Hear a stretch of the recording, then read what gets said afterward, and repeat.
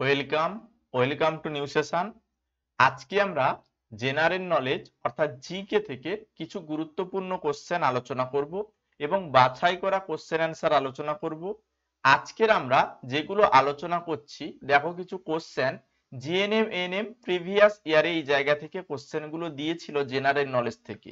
তার উপর বেস করে কি কি কোশ্চেন আরো এই জায়গাগুলো থেকে অর্থাৎ রিলেটেড কোশ্চেন কি কি রয়েছে সেগুলো আমরা ওয়ান বাই ওয়ান ডিটেলসে আলোচনা করব। মনোযোগ সহকারে প্রথম থেকে শেষ পর্যন্ত এই ক্লাসটি করো। এমসিকিউ আকারে যেভাবে কোশ্চেনগুলো তোমাদের পরীক্ষায় আসবে সেইভাবেই আমি প্রত্যেকটি কোশ্চেন আলোচনা করব। যারা জিএনএম এনএম 2025 প্রিপারেশন নিচ্ছ, সুন্দরভাবে পড়তে চাও, তোমরা অবশ্যই এই ক্লাসগুলো প্রথম থেকে শেষ পর্যন্ত দেখবে এবং প্লে লিস্ট করে দিয়েছি। প্লে লিস্টে প্রত্যেকটি ক্লাস সাজানো রয়েছে। জেনারেল নলেজের এই প্লে লিস্ট চেক করো, তোমরা প্রত্যেকটি ক্লাস পরপর ওখানে পেয়ে যাবে।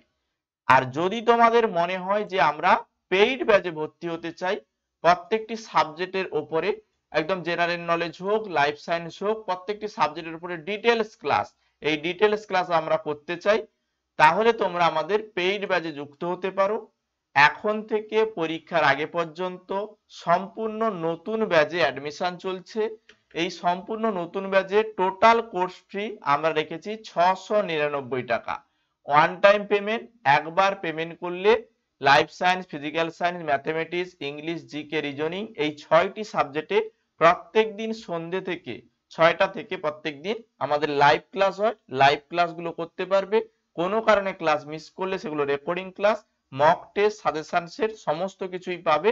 আমাদের লার্ন মাইল অ্যাপেই আমাদের ক্লাসগুলো হয়। যারা ক্লাসে জয়েন করতে চাও নিচে দেওয়া হোয়াটসঅ্যাপ নাম্বারে যোগাযোগ করো এবং আমাদের নতুন ব্যাচে অ্যাডমিশন চলছে, তোমরা কথা বলে নাও। একবার পেমেন্ট করবে 699, এক্সামের আগে পর্যন্ত ক্লাস করতে পারবে। যদি নিজেদের পেমেন্টের অপশন না থাকে অন্য কাউকে দিয়েও তুমি পেমেন্ট করতে পারো। তার জন্য এই স্ক্যানারটি ইউজ করবে বা এই যে নিচে হোয়াটসঅ্যাপ নাম্বার দেওয়া রয়েছে হোয়াটসঅ্যাপ নাম্বারে যোগাযোগ করবে। যাদের ভর্তি হওয়ার দরকার ভর্তি হতে পারো। কথা না বাড়িয়ে কি কি কোশ্চেন বিগত বছর এই জায়গাগুলো থেকে দিয়েছে তার উপর বেস করে কি কি কোশ্চেন পরীক্ষায় আসতে পারে এমসিকিউ কোশ্চেন আমি ডিটেলসে আলোচনা করছি। তোমরা জানো জেনারেল নলেজ থেকে জিএনএম এনএম প্রিভিয়াস ইয়ারে 10 নাম্বারের কোশ্চেন এসেছিল এবং প্রত্যেক বছর 10 নাম্বার করেই জেনারেল নলেজ থেকে কোশ্চেন আসে। এখানে দেখো 2021-এ একটি কোশ্চেন দিয়েছিল, নিচের কোনটি মানব শরীরের বৃহত্তম অঙ্গ। তাহলে বৃহত্তম অঙ্গ, এখানে কোশ্চেনটি বৃহত্তম অঙ্গ কিন্তু এখানে লার্জেস্ট গ্ল্যান্ডের কথা বলেছে। এই জায়গায় বৃহত্তম অঙ্গ বললে আমরা জানি ত্বক, কিন্তু এখানে গ্ল্যান্ডের কথা বলেছে বলে এখানে লিভার হবে। লিভার হচ্ছে মানবদেহের সব থেকে বড় পরিপাক গ্রন্থি, মনে রাখবে। তারপরে এখান থেকে আরো কোশ্চেন দিয়েছিল, মানবদেহে হাড়ের সংখ্যা কত। মানবদেহে হাড়ের সংখ্যা 206টি এবং একজন শিশুর হাড়ের সংখ্যা আমরা মনে রাখবো 300টি। তারপরে এখান থেকে আরো কোশ্চেন দিয়েছিল, মানবদেহের বৃহত্তম অস্থি কোনটি। মানবদেহের সব থেকে বৃহত্তম অস্থি হচ্ছে ফিমার। ফিমারের অস্থি অর্থাৎ থাইর যে অস্থিটা সেটা সব থেকে বৃহত্তম অস্থি। আবার দেখো এখান থেকে আরো কোশ্চেন দিয়েছিল, মস্তিষ্কের বৃহত্তম অংশের নাম কি। মস্তিষ্কের বৃহত্তম মানে অংশ যেটা হচ্ছে গুরু মস্তিষ্কের অংশ সেরিব্রাম, আর সেরিবেলাম হচ্ছে সব থেকে ক্ষুদ্রতম অংশ। এই কোশ্চেন গুলো এখান থেকে দিয়েছিল, জাস্ট আমি এগুলো ডিটেলসে বললাম। এবারে এই রিলেটেড আরো কি কোশ্চেন হতে পারে, কি কি কোশ্চেন হয় সেগুলো আমি ওয়ান বাই ওয়ান তোমাদের সঙ্গে শেয়ার করছি। দেখো এখানে আমি প্রথম কোশ্চেন যেটা নিয়েছি সেটা হচ্ছে, মানব দেহের দীর্ঘতম শিরা নিম্ন কি শিরা। বা এখান থেকে কোশ্চেন এইভাবেও দিতে পারে, মানব দেহের দীর্ঘতম শিরার নাম কি। এখানে 4টে অপশন রয়েছে, মহাশিরা, অ্যাওর্টা, সার্টোরিয়াস, তারপরে রয়েছে গ্লুটিয়াস। রাইট অ্যান্সার কি হবে? তো আমরা জানি মানব দেহে দীর্ঘতম শিরা অর্থাৎ নিম্ন মহাশিরা যেটা সেটাই হচ্ছে মানব দেহের দীর্ঘতম শিরা। এবার এখান থেকে আরো একটা কোশ্চেন দেয়, মানব দেহের দীর্ঘতম ধমনীর নাম কি। যখন ধমনীর কথা বলবে দীর্ঘতম ধমনী আমরা জানি অ্যাওর্টা। অ্যাওর্টা হচ্ছে আমাদের দীর্ঘতম ধমনী, আর দীর্ঘতম শিরা নিম্ন মহাশিরা। আর সার্টোরিয়াস কি বলতো, দীর্ঘতম পেশি আমাদের। আর গ্লুটিয়াস এটা আমাদের হচ্ছে বৃহত্তম পেশি। এইভাবে আমরা মনে রাখবো। তারপরের কোশ্চেন, মানব দেহের ব্যস্ততম অংশের নাম কি? মানবদেহের ব্যস্ততম অংশের নাম, মানবদেহে ব্যস্ততম অংশের নাম আমরা জানি হৃৎপিণ্ড। তারপরে যে অপশনগুলো রয়েছে দেখো, স্টেপিডিয়াস রয়েছে, এই স্টেপিডিয়াস আমাদের ক্ষুদ্রতম পেশি। এনামেল এটি দাঁতের অংশ, সব থেকে শক্ত অংশ। আর ম্যান্ডিবল এটি আমাদের সব থেকে কঠিনতম অস্থি অর্থাৎ হাড়। এগুলো আমরা মনে রাখবো। তারপরে মানবদেহে সর্বাপেক্ষা শক্তিশালী অস্থির নাম কি? একটু আগেই আমি অপশানে বলে দিয়েছি, তোমরা প্রত্যেকেই অ্যান্সার করার চেষ্টা করো। মানবদেহের সর্বাপেক্ষা শক্তিশালী অস্থি বা হাড়ের নাম কি? চোয়ালের অস্থি না অস্থি ন্যাসোটার্মিনালস, সর্বাপেক্ষা এটা হালকা অস্থি, ঠিক আছে। এটা হচ্ছে আমরা জানি যে সর্বাপেক্ষা হালকা অস্থি ন্যাসোটার্মিনালস। আর ফিমারের অস্থি সব থেকে বৃহত্তম অস্থি এবং শক্তিশালী অস্থি। তাহলে কি বললাম? মানব দেহের সর্বাপেক্ষা শক্তিশালী বা বৃহত্তম অস্থি বা হাড়ের নাম ফিমার। ফিমার আরো একটা নাম হয় টেম্পোরালের অস্থি, টেম্পোরালের অস্থি, এটা আমরা মনে রাখবো। আর কণ্ঠাস্থি এটা হবে না, ঠিক আছে। মানব দেহের সর্বাপেক্ষা শক্তিশালী অস্থি বা হাড়ের নাম ফিমার বা টেম্পোরালের অস্থি। ন্যাসোটার্মিনালসটা হচ্ছে সর্বাপেক্ষা হালকা অস্থি, এগুলো মনে রাখবে। তারপরের কোশ্চেন, মানব দেহের বৃহত্তম অন্তঃক্ষরা গ্রন্থির নাম কি?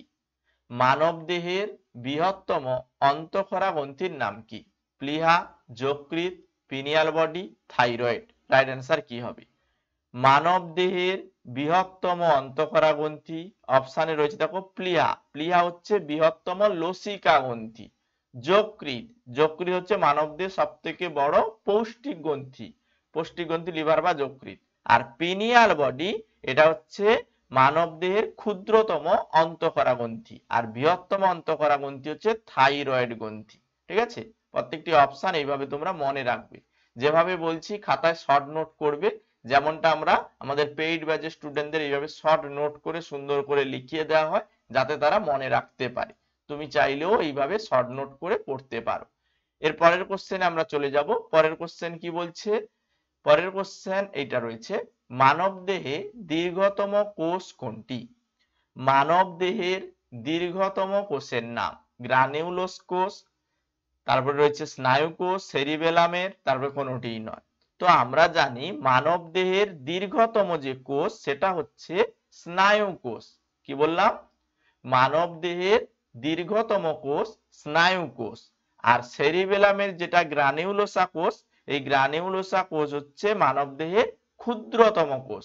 এটা ক্ষুদ্রতম কোষ, ক্ষুদ্রতম কোষ, আর এটা বৃহত্তম কোষ অর্থাৎ স্নায়ু কোষ মানব দেহের দীর্ঘতম কোষ, মনে রাখ।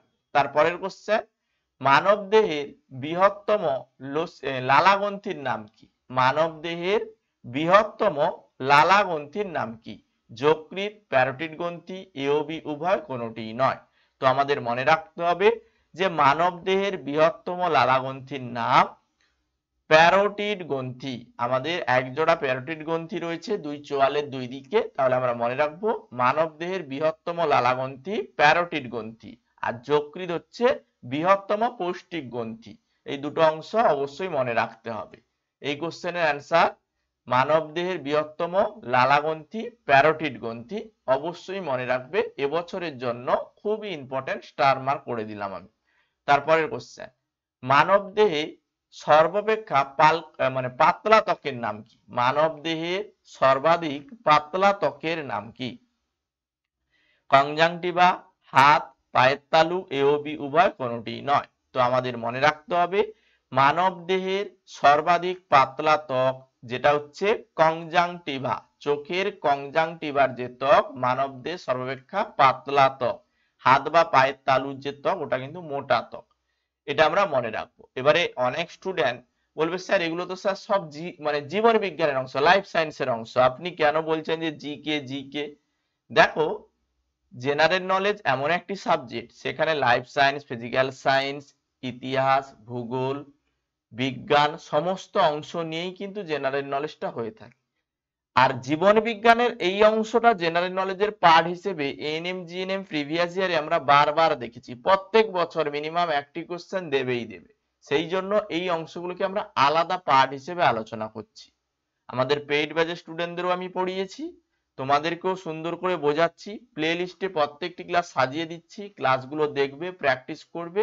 এই জায়গাগুলো থেকে প্রত্যেক বছর কোশ্চেন পরীক্ষায় দেয় এবং এবছরও তার ব্যতিক্রম হবে না, কোশ্চেনগুলো পরীক্ষায় দেবে। তারপরের কোশ্চেন, মানব দেহের স্বাভাবিক উষ্ণতা কত? মানব দেহের স্বাভাবিক উষ্ণতা কত? তো আমরা জানি মানব দেহের স্বাভাবিক উষ্ণতা 98.4 ডিগ্রি ফারেনহাইট। মাইনাসটা কাটো, 98.4 ডিগ্রি ফারেনহাইট বা সেলসিয়াস স্কেলে আমরা জানি 36.9 ডিগ্রি সেলসিয়াস। এটা অবশ্যই মনে রাখবো, মানব দেহের সর্বাধিক উষ্ণতা 36.9 ডিগ্রি সেলসিয়াস বা 98.4 ডিগ্রি ফারেনহাইট, অবশ্যই মনে রাখতে হবে। তারপরের কোশ্চেন, মানব দেহে কয়টি অস্থির সংখ্যা? মানব দেহে কয়টি অস্থির সংখ্যা? 22টি, 12 জোড়া, 33টি, কোনোটি নয়। তো রাইট অ্যান্সার কি হবে? তো আমাদের মনে রাখতে হবে মানব দেহে করটীয় অস্থি, করটীয় অস্থি হচ্ছে আমাদের 22টি।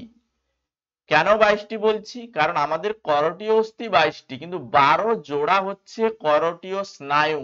করটীয় স্নায়ু, করটীয়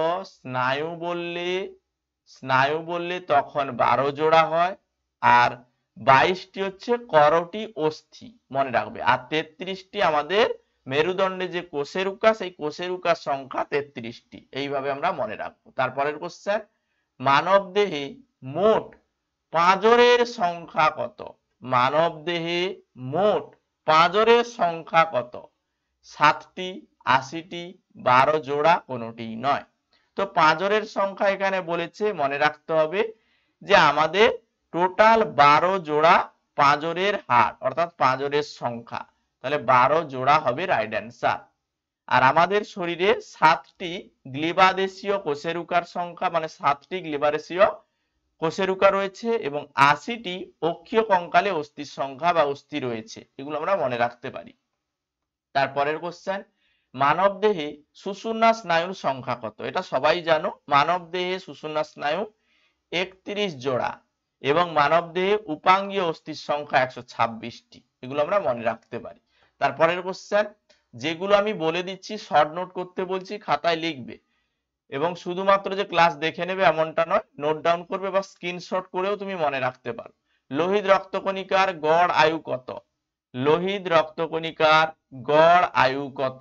4টে অপশন রয়েছে, 3 থেকে 15 দিন, 120 দিন, এ ও বি উভয়। তো আমরা জানি লোহিত রক্তকণিকার গড় আয়ু 120 দিন এবং শ্বেত রক্তকণিকার গড় আয়ু 3 থেকে 15 দিন। মনে রাখবো, লোহিত রক্তকণিকার গড় আয়ু 120 দিন, শ্বেত রক্তকণিকার গড় আয়ু 3 থেকে 15 দিন। অবশ্যই যেভাবে বলছি মনে রাখবে। তারপরের কোশ্চেন কি বলছে, মানব দেহের সবচেয়ে বড় রক্তকণিকার নাম কি? মানব দেহে সবথেকে বড় যে রক্তকণিকা সেটা হচ্ছে শ্বেত রক্তকণিকার মনোসাইটস। কি বললাম? শ্বেত রক্তকণিকার মনোসাইট, শুধুমাত্র শ্বেত রক্তকণিকা পেয়েছি। শ্বেত রক্তকণিকার মনোসাইটস, এটা হচ্ছে মানব দেহে সব থেকে বড় রক্তকণিকা। তাহলে অপশন এ হবে এখানে রাইট অ্যান্সার, অপশন এ হবে সঠিক। তারপরের কোশ্চেন, মানব দেহের সবচেয়ে বড় পেশির নাম কি? মানব দেহের সব থেকে বড় পেশির নাম কি?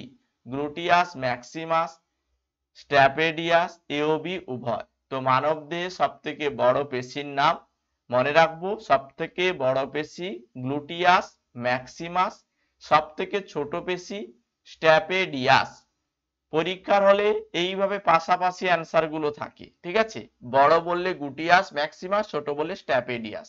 তারপরের কোশ্চেন, মানব দেহের ক্ষুদ্রান্তের সংখ্যা। মানব দেহের ক্ষুদ্রান্তের সংখ্যা, ক্ষুদ্রান্তের সংখ্যা নয়, সরি, ক্ষুদ্রান্ত তো একটাই, ক্ষুদ্রান্তের দৈর্ঘ্য। মানব দেহের ক্ষুদ্রান্তের দৈর্ঘ্য কত? তো ক্ষুদ্রান্তের দৈর্ঘ্য হচ্ছে 7 মিটার, সব থেকে বড় 7 মিটার, এবং বৃহদন্তের দৈর্ঘ্য 1.5 মিটার। 1.5 মিটার হচ্ছে বৃহদন্তের দৈর্ঘ্য, ক্ষুদ্রান্তের দৈর্ঘ্য 7 মিটার, অবশ্যই মনে রাখবে। ঠিক আছে, এই ছিল মোটামুটি আজকে মানবদেহ মানে জেনারেল নলেজ বা জিকে থেকে যে অংশগুলো দেয়, মোটামুটি এইগুলো যদি পড়ে রাখো এর বাইরে কোশ্চেন দেয় না। আর যদি আরো ডিটেলসে পড়তে চাও, প্রত্যেকটি সাবজেক্টের চ্যাপ্টার ভিত্তিক কনসেপ্ট অনুযায়ী যদি পড়তে চাও, আমাদের নতুন পেইড ব্যাচে তোমরা যুক্ত হতে পারো। টোটাল 699 টাকা খরচ হবে পরীক্ষার আগে পর্যন্ত। প্রত্যেক দিনই সন্ধ্যে 7টা থেকে মানে 6টা থেকে ক্লাস শুরু হয়, দুটো করে ক্লাস থাকে প্রত্যেক দিন প্রায়। তোমরা যদি জয়েন করতে চাও হোয়াটসঅ্যাপ করে নেবে, এই নাম্বারে হোয়াটসঅ্যাপ করে নেবে। আজকের ক্লাস আমি এখানেই শেষ করছি। প্রত্যেকটি ক্লাস তোমরা দেখো, প্র্যাকটিস করো, পড়াশোনা ঠিকঠাক করো, ভালো রেজাল্ট তোমরা করতে পারবে, অবশ্যই পারবে। নিজের উপর আত্মবিশ্বাস রাখো, ভালো রেজাল্ট কনফার্ম হবে।